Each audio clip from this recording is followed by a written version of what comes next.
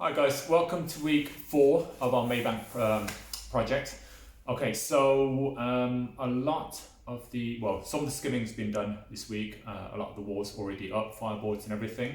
Again, we'll do a quick walk around just to show you the structure and the layout of the property and where things will be going. Okay, so this is originally the living room, but it's now going to be the new kitchen diner. Let me show you around. So we've had to replace this front window to make sure that it's a fire escape window, but that's quite good because it means that we can change the window and have it slightly higher, allowing us to now use this as worktop space and storage space, because that's quite important in kitchens. Otherwise we won't have enough areas to put cupboards and storage and things like the sink, washing machine, tumble dryer, stuff like that, because there are sort of minimum requirements for house shares. Okay, so I think the sink is going to go around there. I think the hob is going around here as well. That's the entrance to the bathroom. We've kept the bathroom in the same location, but we've changed the door so that the doorway is now here rather than in the other room, and we've shrunk it as well. Let me just quickly walk in. So the sink's left where it is, the toilet's left where it is. This is going to be the new shower, sort of cubicle, and it'll come out slightly here as well. In there, then you've got all the space to change and stuff like that. And unfortunately, you will have to, or the tenant will have to leave or come into the kitchen diner itself. This will be the door to the first bedroom. So if you can remember, this used to be the kitchen.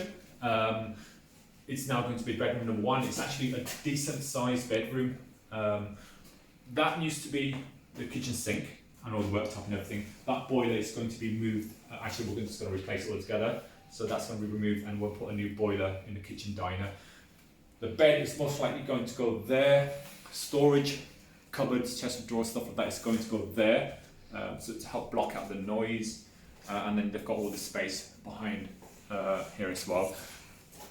The electric meter, the RCD unit and the gas meter used to be here.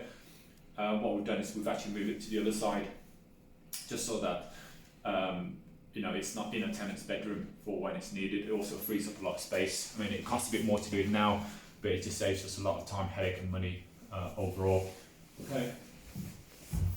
That's just going to be storage, so it's vacuum cleaner, mop, brush, stuff like that is going to go in there. Upstairs. So I decided to skim a lot of the walls in the end. I think the gentleman, the guys are skimming it now. So if you can remember previously, this used to be a small room and it was 6.2 meters squared. Which is like 0.03 meters squared, too small. It needs to be 6.5 meters squared. So what we've done is we've moved the wall and added just enough there to make this room compliant. And now this room should be compliant as well. So we've effectively knocked all these walls down. These walls have been re-skimmed as well. That's where it's moved in. Windows are still there. The roof has been sorted out, so there's no leak issues leading to damp issues in the property. Everything looks a lot better skimmed actually. And sort of the big bedroom, again, chimney breast we've left in because it would cost too much to remove, but the cupboards we've removed as well, so it opens up the space really well. We've skimmed all the walls in the end, just to make sure it lasts. I mean, I really hate painting over wallpaper. Again, fire escape windows can put in, and then the roof over here has been sorted out as well because that was creating a lot of damp issues. I think that's it really.